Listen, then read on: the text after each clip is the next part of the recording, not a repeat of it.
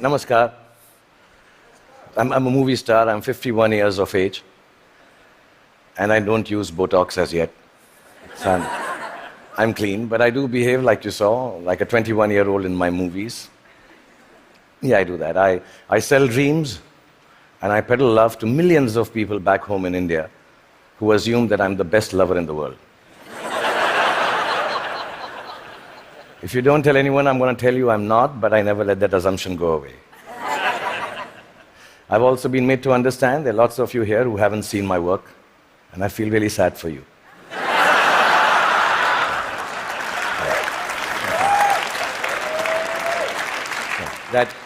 That doesn't take away from the fact that I'm completely self-obsessed, as a movie star should be.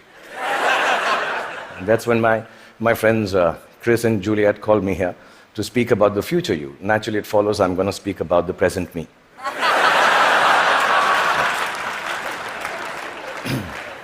Because I truly believe that humanity is a lot like me. It is. It's an aging movie star, grappling with all the newness around itself, wondering whether it got it right in the first place, and still trying to find a way to keep on shining regardless. I was born in a refugee colony in the capital city of India, New Delhi. And my father was a freedom fighter. My mother was, well, just a fighter like mothers are.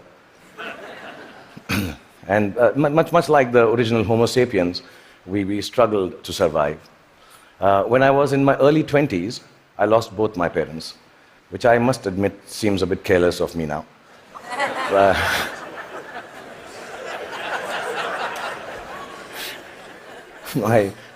I do remember the night my father died, and I remember the driver of a neighbor who was driving us to the hospital. He mumbled something about dead people don't tip so well and walk away into the dark. And I was only 14 then, and I put my father's dead body in the back seat of the car. And my mother besides me, I started driving back from the hospital to the house. And in the middle of a quiet crying, my mother looked at me and she said, "Son, when did you learn to drive?" And I thought about it and realized, and I said to my mom, "Just now, Mom." So from that night onwards, much akin to humanity in its adolescence, I learned the crude tools of survival.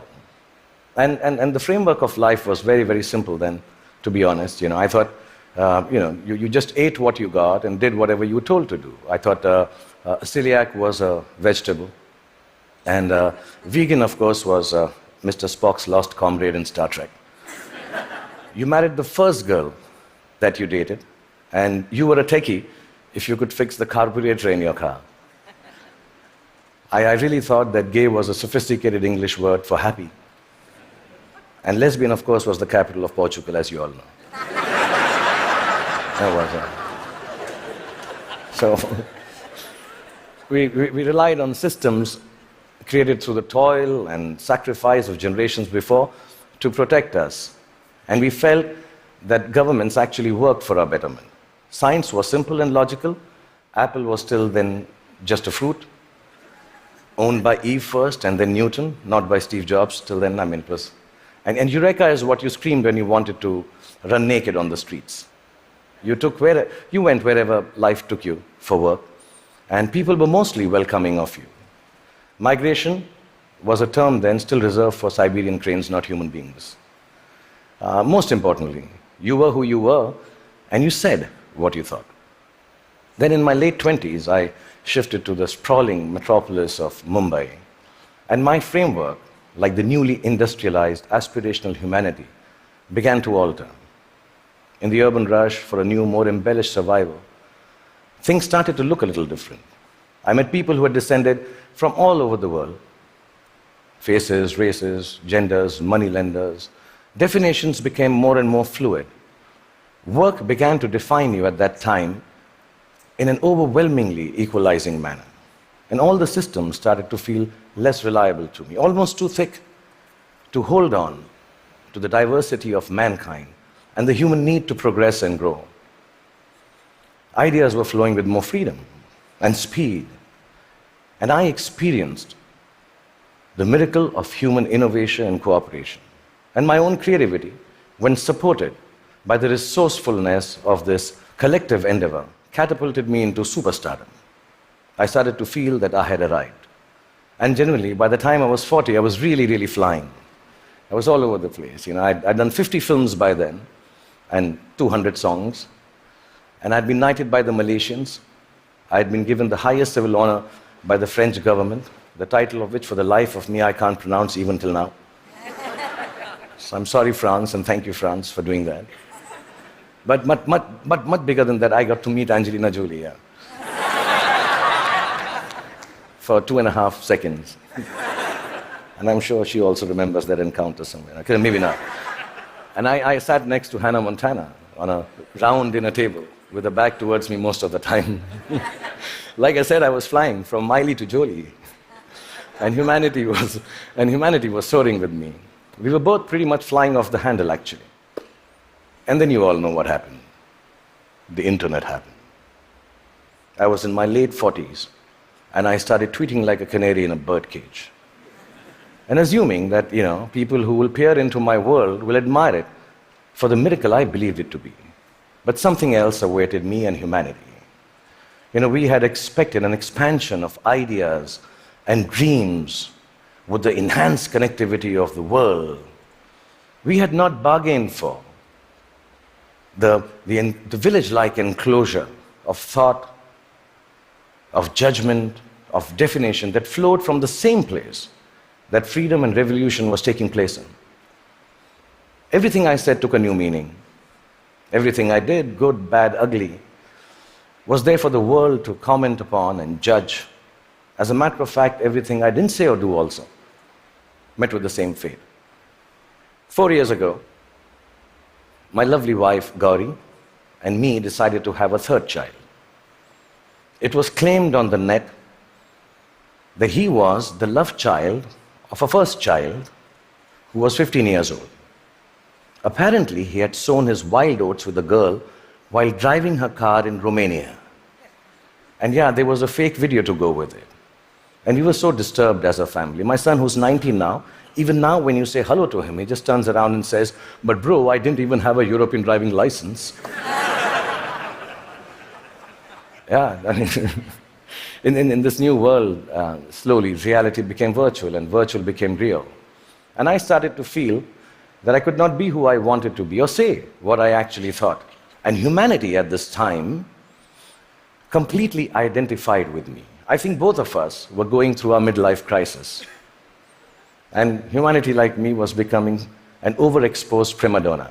I started to sell everything from hair oil to diesel generators. Humanity was buying everything from crude oil to nuclear reactors. I even tried to get into a skin-tight superhero suit to reinvent myself. I must admit, I failed miserably. And just an aside, I want to say on behalf of all the Batmen, Spider-Men, and Supermen of the world, you have to commend them, because it really hurts in the crotch, that superhero suit. Yeah, I'm being honest, I need to tell you this, yeah. Really. And accidentally, I happened to even invent a new dance form, which I didn't realize, and it became a rage. So if it's all right, and you've seen a bit of me, so I'm quite shameless, I'll show you. It was called the lungi dance. So if it's all right with you, I'll just show you. I'm talented otherwise, yeah. So it went something like this. Lungi dance, lungi dance, lungi dance, lungi dance, lungi dance, lungi dance, lungi dance, lungi dance, lungi dance, lungi dance, lungi dance, lungi. That's it. It became a rage. It really did. Like you noticed, nobody could make any sense of what was happening except me. And I didn't give a damn, really, because the whole world and whole humanity seemed as confused and lost as I was. I didn't give up then. I even tried to reconstruct my identity on the social media like everyone else does. I thought if I put on philosophical tweets out there, people will think I'm with it. But some of the responses I got for those tweets were extremely confusing acronyms, which I didn't understand. ROFL, LOL. Adidas, somebody wrote back to one of my more thought-provoking tweets. And I was wondering, why would you name a sneaker? Why would you write back a name of a sneaker to me? And I asked my 16-year-old daughter, and she enlightened me. Adidas now means, all day I dream about sex.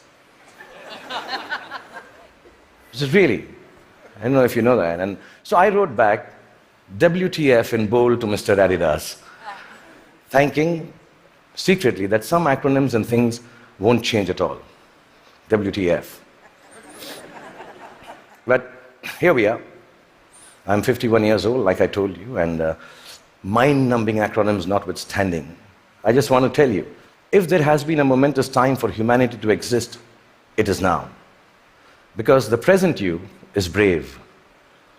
The present you is hopeful. The present you is innovative and resourceful. And of course, the present you is annoyingly indefinable. And in this spellbinding, imperfect moment of existence, feeling a little brave just before I came here, I decided to take a good, hard look at my face. And I realized that I'm beginning to look more and more like the wax statue of me at Madame Tussauds. Yeah, and in that moment of realization, I asked the most central and pertinent question to humanity and me. Do I need to fix my face? Really, I'm an actor, like I told you, a modern expression of human creativity. The land I come from is the source of inexplicable but very simple spirituality. In its immense generosity, India decided somehow that I, the Muslim son of a broke freedom fighter who accidentally ventured into the business of selling dreams, should become its king of romance, the Badshah of Bollywood, the greatest lover the country has ever seen. With this face. Yeah, which has alternately been described as ugly, unconventional, and strangely, not chocolatey enough.